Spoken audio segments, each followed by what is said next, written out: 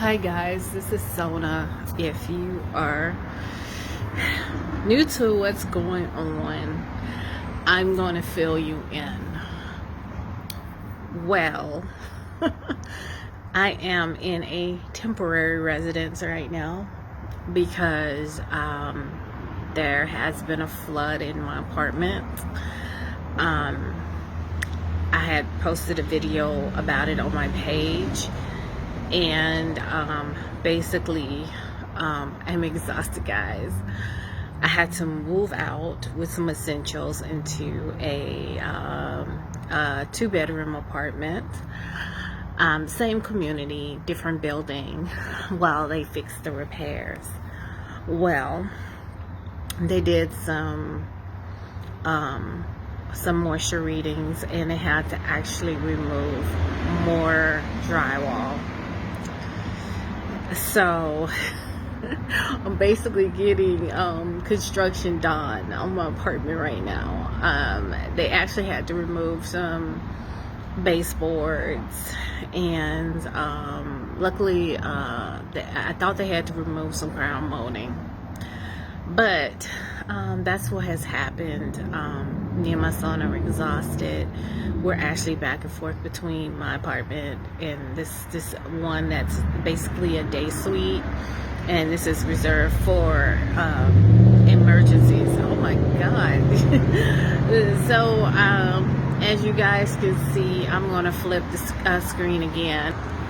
I am street view, but this is one building in front of me, and then if I go over here, this is the other building, and actually this particular building is where my office is located for my business. So I'm gonna flip the screen again. I'm back. I'm loving my Samsung S10 Plus. I can do a lot with the video, but so anyway, let's get to the subject at hand. You know, I have made some posts on my page, and I've responded to some posts about racism and the whole Black Lives Matter movement. And I've been called a racist. I have been called that I spread hate. I have been told that bigotry does not exist. I have told people said that don't see color. I have people to message me saying all lives matter, and all kinds of stuff. People, please stop making the excuse that what we were protesting for and what we were screaming about police, bottom line, it is systematic racism. The police targets minorities, Latinos, and Black. We have to fear, we are in fear of our lives when we do come across the police. You know, back in the 50s and 60s, they didn't have the technology that we have. You know, we can film it now. We have these beautiful smartphones that are mini computers. So, you know, so please stop being in denial. You know, this is not an easy topic to talk about for most people because, you know, majority of white people have lived with privilege. I was talking to a friend of mine last night. I said, you know, my government name sounds like a white person's name, and I've had that privilege when I have applied for jobs. I get an interest in until they see the color of my skin. And I'm talking from personal experience. I am not talking from generalization of people. This is my personal experience out here in the great state of California. when they see my name on the resume, and then if they don't Google me, or if they don't look up my LinkedIn page, they're assuming that they're going to be talking to a white girl. And when they see a light-skinned African-American woman, they're a little turned off or a little taken back because of my name. Now, I'm not going to mention my name because I there's no need. You know, a lot of people know me as Sona Suni, so I'm not going to mention that. But my surname is British. I was married to a Bermudian, which that is a majority African British colony. That is a colony to the United Kingdom, and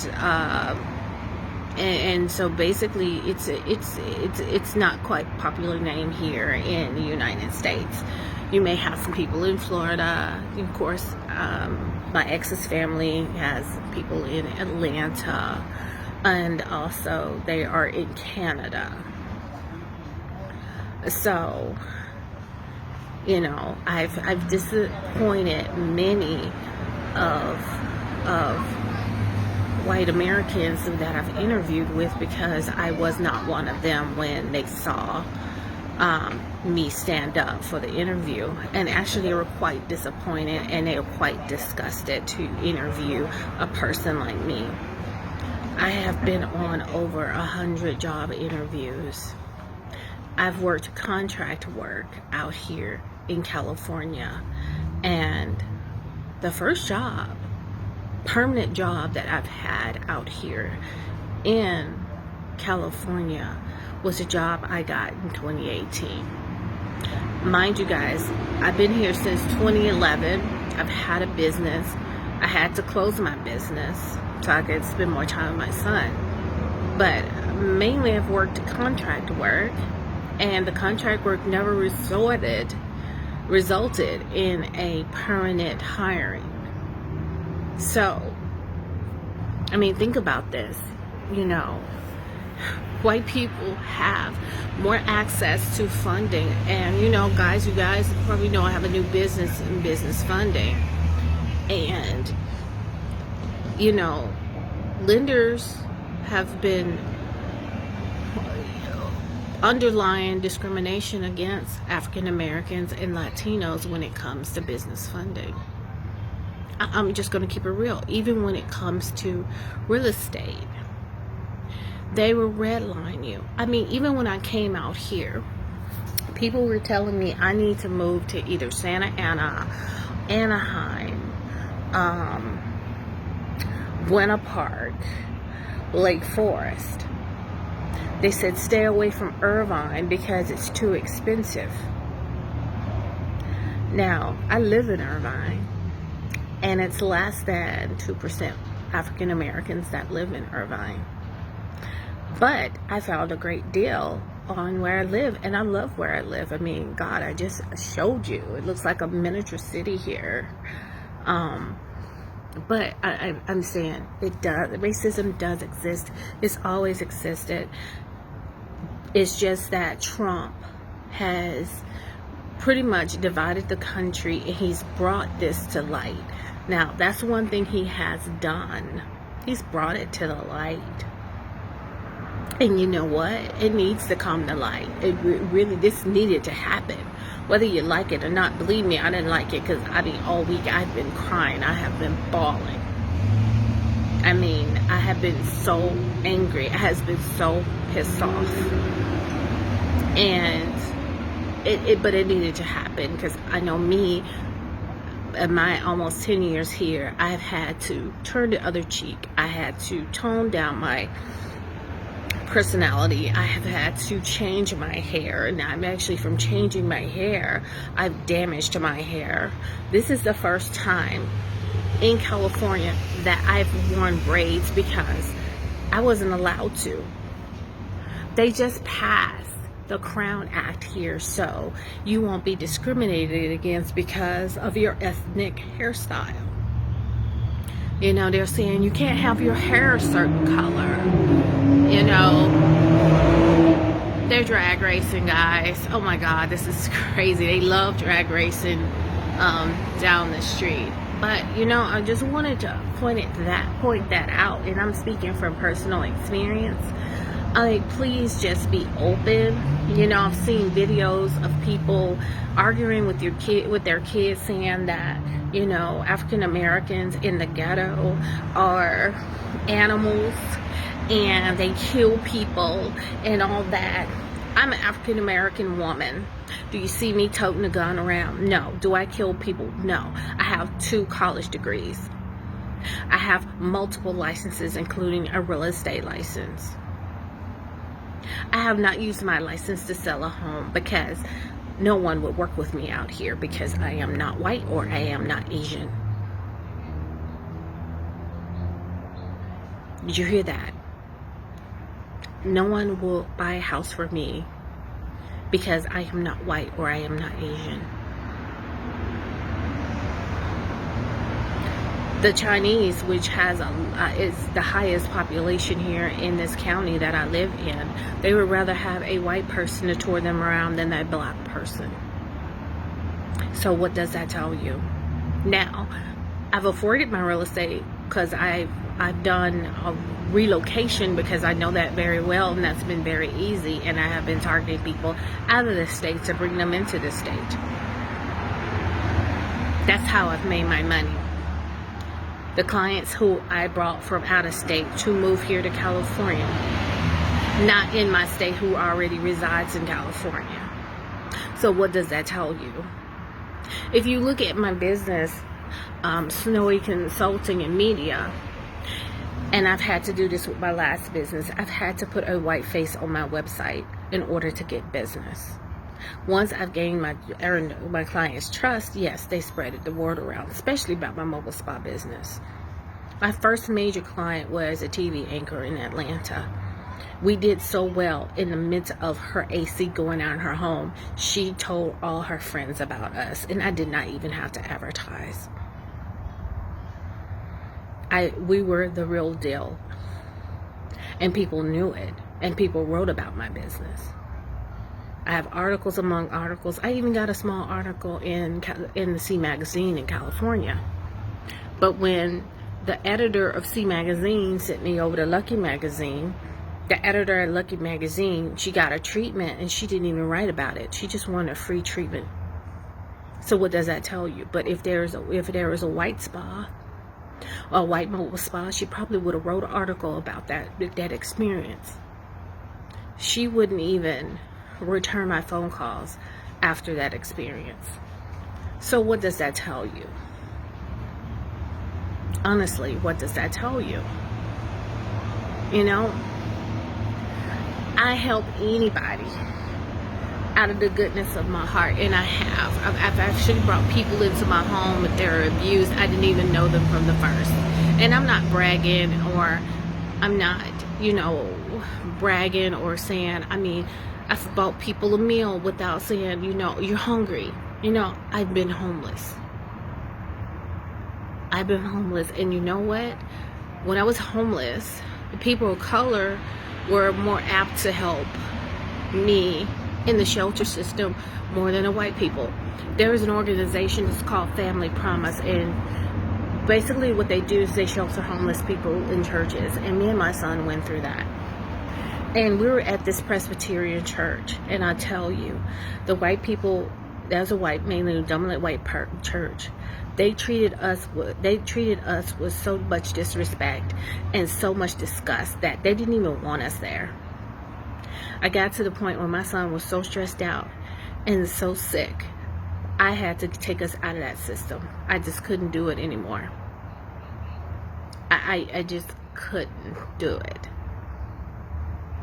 And we ended up in another shelter system, and we ended up in another shelter. Now, I'm not saying all white people are bad, because I would tell you something. The owner of Keys, a Van Nuys big dealership owner, Christmas was at a shelter I was staying in, and they listened to my story, and it was like, oh, it's not about drugs. He says, oh my God, you're highly educated. And I'm like, yes. I said, I was homeless because a company did not do the right thing, hired all of us, knowing they weren't going to be acquiring properties in time, and then they fired all of us and had me to leave my home, and I could not move back, and I was homeless. And you know, he told me when I was ready to buy a car, call him up. And I did. And I tell you, they helped me so much. That car that I drive now, I still have that car. And more likely, when I'm ready to do another vehicle, I will drive to the Valley in LA and go back to them, or reach out and say, hey, can you give me a luxury car? Because they took so much care of me. So I'm not saying all white people are bad, but I tell you, there's a lot out here that is. And there's a lot of people that are in denial. And there's a lot of people that hate black people. They hate us. And I tell you, black people are the most forgiving people in the planet because we have endured so much. Look at the color of my skin. I am a light-skinned black. Do you not think I have white in me? And I do. But let me ask you this, white people. Why do you hate me so much? Why do you hate me so much? Why do you accuse me of reverse racism? Why do you accuse me of spreading hate? I just want to know. That's my questions to you. Yes, I have every right to be upset and angry because I've suppressed so many emotions from my own personal experience as being a woman of color. And at this point where I've been so upset because my African American young man, son, doesn't want to leave the home because he fears for his life. So, where does that get you?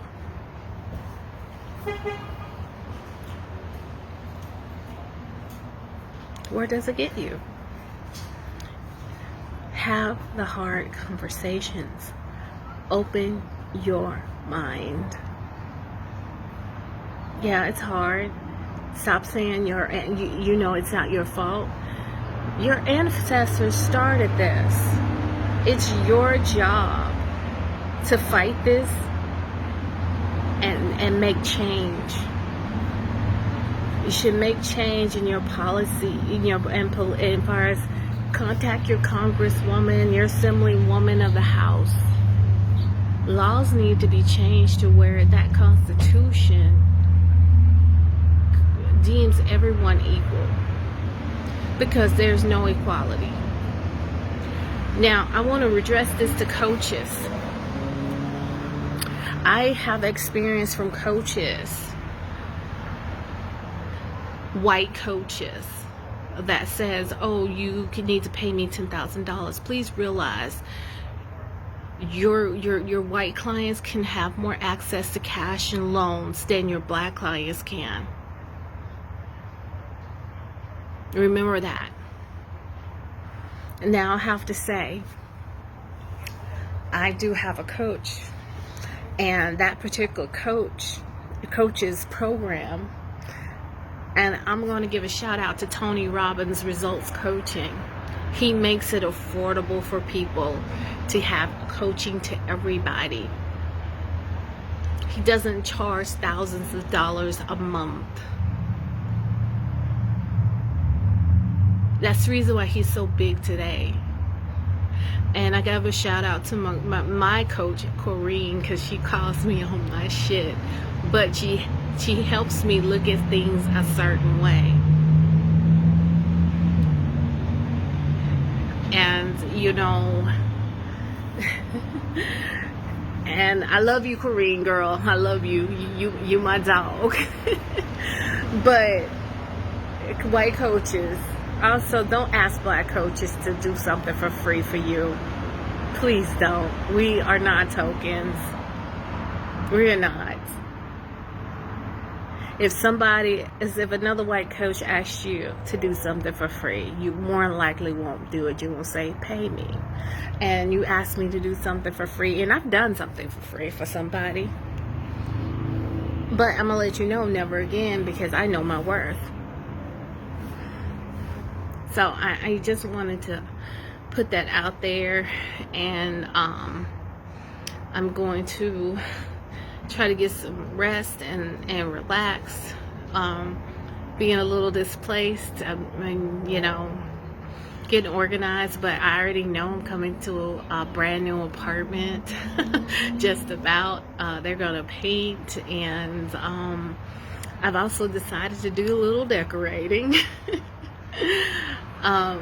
They actually redid the tub in my bathroom. I looked in that today. The fumes were bad, but my tub, they did a resurface on my tub, and it's absolutely gorgeous. So they're doing a little stuff in there, and I think they're gonna paint as well. So I'm gonna have a pretty good apartment. Yeah, it's unfortunate that happened, but it happened for a reason. And I'm gonna go back to a beautiful apartment. And as my girl Corrine says, take this as a little mini vacation, because here in California we can't even go from place to place. They advise, because of COVID, that it's not wise to travel long distances. Oh, and speaking of that, I was out yesterday, and I was telling a friend this. I was out yesterday, and no mask, crowding at restaurants, out and about, and it was crazy. And I was like, oh my God. I went to go get a pizza. I was like, oh, I want pizza. And I was like, really? These people are actually doing this? I'm like, COVID didn't leave. So I want everybody to be safe. And I'm gonna close with that, and I will see you soon. All right, bye.